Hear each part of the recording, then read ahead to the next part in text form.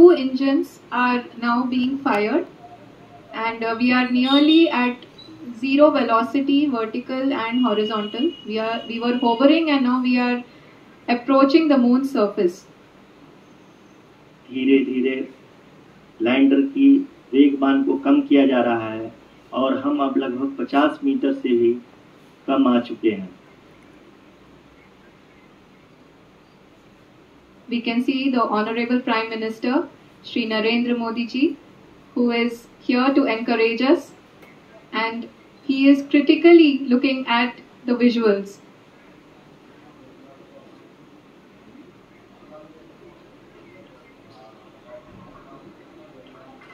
जी हाँ, आप अपने स्क्रीन पे देख सकते हैं कि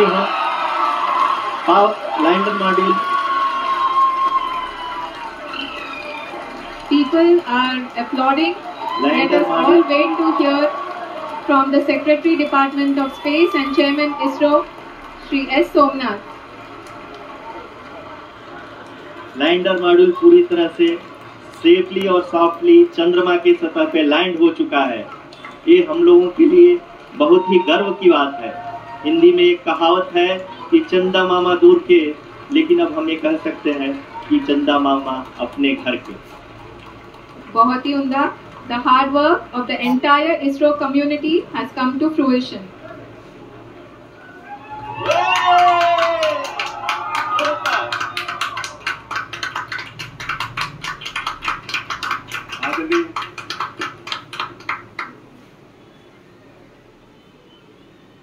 आदरणीय प्रधानमंत्री जी,